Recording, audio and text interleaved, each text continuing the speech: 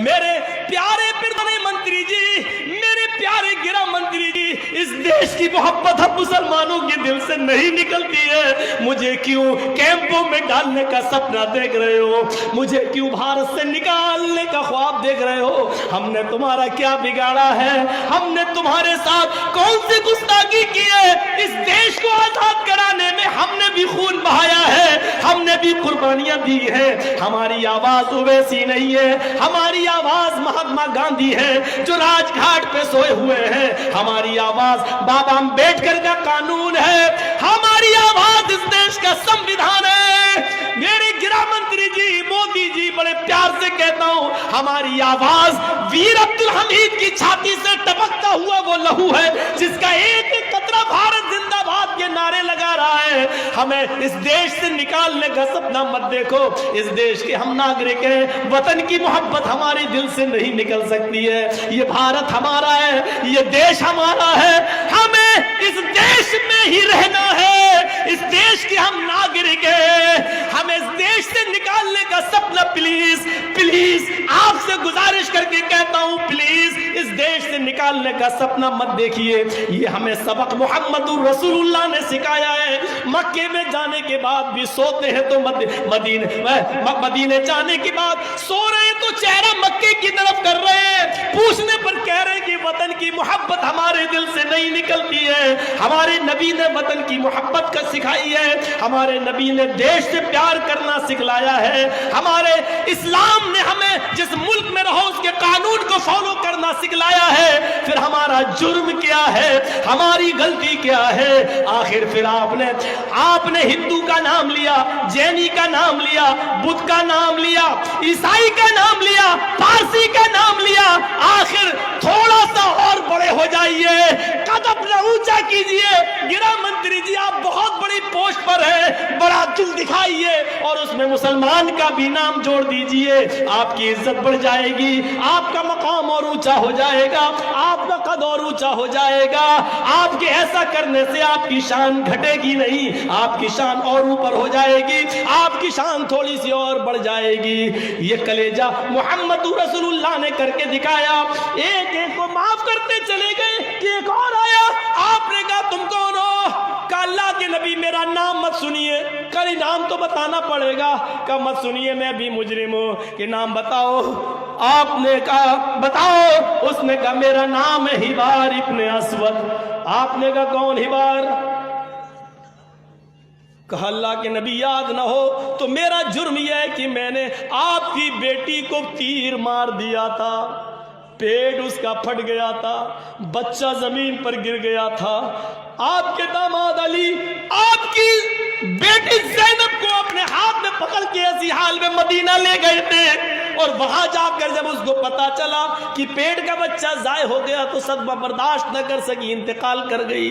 میں آپ کی بیٹی کا قاتل ہوں۔ اللہ کے نبی بیٹھے تھے، کھڑے ہو جاتے ہیں، کہتے ہبار میری بیٹی کے قاتل، آئے ہبار اب جو جملے ہیں سنیے، اور اس دیش کے ہمارے شاسک بھی سنیں اور سبق حاصل کریں۔ ہبار ابن اسود، حکومت نبی کے ہاتھ میں، قائد محمد رسول اللہ، سب کچھ کرنے کا پاور بھی نبی کے پاس، لیکن اپنے بیٹی کے قاتل کو اپنے سامنے دیکھتے ہیں۔ رجب شرما جی ذرا اس واقعے کو بھی آپ سنا دیں، آپ کے چینل کی شان بھی بڑھ جائے گی، آپ کے چینل کی عزت بھی بڑھ جائے گی۔ اور غیر مسلموں سے پیار کس کو کہتے ہیں، غیر مسلم سے پیار کس کو کہتے ہیں، یہ بھی آپ کی سمجھ میں آ جائے گا۔ یہی اسلام سکھاتا ہے، ہر کسی سے پیار کرو، دھرم نہ دیکھو کہ اس کا دھرم کیا ہے، اس لیے کہ ہم سب ایک ہی باپ کے بیٹے اور ایک ہی ماں کی اولاد ہیں۔ کسی کا دھرم میں جھانک کر نہ دیکھو، بلکہ پیار دیکھو، محبت دیکھو۔ محمد رسول اللہ فرماتے ہیں، آئے ہبار میں 13 سال مکے میں رہا، 10 سال نبی بننے کے بعد 13 سال مکے میں رہا، 10 سال مدینے میں رہا، 13 10 23 سال میں مجھے جتنا بھی مارا گیا، جتنا بھی ستایا گیا، جتنا بھی مجھے ٹارچر کیا گیا، اگر میری 23 سال کی تکلیفیں ترازو کے ایک طرف رکھ دی جائے، ایک طرف رکھ دی جائے، اور اس ایک دن کی تکلیف جس دن میری بیٹی نے میرے ہاتھوں میں اپنی آخری سانس لی اور دم توڑ دی، اس ایک دن کی تکلیف کو اگر ترازو کے دوسرے پلڑے میں رکھ دیا جائے اور ترازو اٹھائی جائے تو آئے ہی بار میری 23 سال کی تکلیفیں اٹھ جائیں گی اور اس ایک دن کی تکلیف کا پلڑا جھک جائے گا، یعنی اس ایک دن کا صدمہ 23 سال کی تکلیفوں پر بھاری ہے۔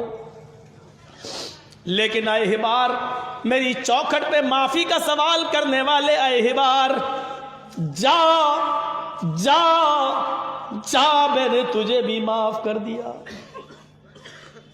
مجبوری میں تو سبھی معاف کر دیتے ہیں، پاور ہونے کے بعد معاف کرو، پاور ہونے کے بعد یہ ہے معافی۔ اب چلتے چلتے کوئی ایس ایس پی صاحب ہوں، ڈی ایم صاحب ایک تھپڑ مارا، ہٹ دیکھ کے نہیں چلتا، جی جی، بعد میں ان کو افسوس ہے معاف کر دے، ہم تو کر ہی دیں گے، کیوں؟ تھپڑ تو مار نہیں سکتے۔ مجبوری میں تو سبھی معاف کر دیتے ہیں، پاور میں ہے، ہم سے غلطی ہو جائے، ڈی ایم صاحب پاور میں ہے، ڈی ایم صاحب کہتے ہیں جاؤ میں نے معاف کر دیا۔ یہ ہے طاقت۔ محمد رسول اللہ پاور میں ہے اور دشمن بیٹی کا قاتل سامنے کھڑا ہے، معاف کر دیا، جاؤ۔ یہ ہے اسلام کی شکشا۔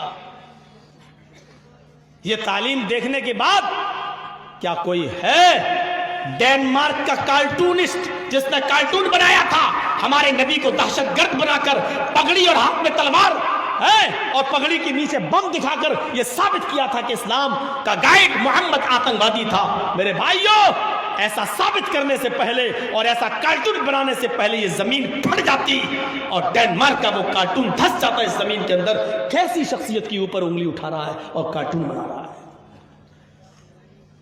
جس نے اپنی بیٹی کے قاتل کو اپنی آنکھوں کے سامنے سے کہہ دی جا میں نے تجھے معاف کر دیا۔ پاور میں ہونے کے بعد جس نے اپنی چچا کی قاتلہ اور اپنی چچا کی لاش کی درگت بنانے والی ہندا سے کہہ دیا جا میں نے تجھے معاف کر دیا۔ یہ صورتحال ہمیں اور آپ کو سمجھنی چاہیے۔ امن و امان اور شانتی کیسے ہوگی؟ حضرت عمر بیت المقدس کی طرف جا رہے ہیں، یروشلم سے گزر رہے ہیں، ایک یہودی کی بستی سے گزرنا ہے، یہودی کی بستی سے گزرنے کے بعد عیسائی کی بستی آئے گی، اس کے بعد بیت المقدس آئے گا۔ اب ذرا اس واقعے کو سن لیجئے، میں نے لاسٹ میں اس واقعے کو اس لیے رکھا ہے تاکہ آپ کے ضمیر کو میں جھنجھوڑ سکوں اور اس واقعے سے آپ کو بہت کچھ ملے گا۔ میری ماں بہنیں آئی ہیں وہ بھی ذرا سنیں، میری ماں بہنیں آئی ہیں ذرا اس واقعے کو وہ بھی سنیں۔ حضرت عمر فاروق کو لوگوں نے بلایا، میں نے بیت المقدس فتح کر ہو گیا ہے، آئیے اور بیت المقدس میں 2 رکعت نماز ادا کر لیجئے۔ حضرت عمر اپنے چند ساتھیوں کو لے کے بیت المقدس کی طرف چلنے لگے۔ بیت المقدس میں جانے سے پہلے یروشلم سے گزر رہے ہیں، یروشلم میں یہودی بستی آنے والی ہے۔ ایک جاسوس خبر لے کے آتا ہے، امیر المومنین راستہ بدل دیجئے اور یہودیوں کی بستی سے بچ جائیے۔ کیوں؟ کیا ہو گیا؟ کوئی خطرناک پلاننگ ہے یہودیوں کی؟ کہا کیا؟ کہا امیر المومنین یہودیوں نے اپنی لڑکیوں کو برہنہ کپڑوں میں، ننگے کپڑوں میں، شارٹ کٹ کپڑوں میں اپنے گھر کی چھتوں پر اوپر بٹھا دیا ہے۔ آپ کا گزر یہودیوں کی اسی بستی سے ہوگا، ان کے جسم پر برائے نام کپڑا ہے، صرف ان کی شرمگاہ چھپی ہوئی ہے اور ان کے سینے کا حصہ چھپا ہے۔ وہ خوبصورت جوان لڑکیوں کو اوپر بٹھا چکے ہیں اور یہودیوں نے اپنی بچیوں کو، بیٹیوں کو یہ سمجھا دیا ہے عمر کا لشکر جب یہاں سے گزرے تو تم عشقی اشعار پڑھنا، بہکنے والے بہکانے والے اشعار پڑھنا، ان کو اپنی طرف مائل کرنے والے اشعار پڑھنا۔ ان لوگوں نے بڑے گندے گندے اشعار یاد کر رکھے ہیں، بڑے گندے گندے گیت بنا رکھے ہیں۔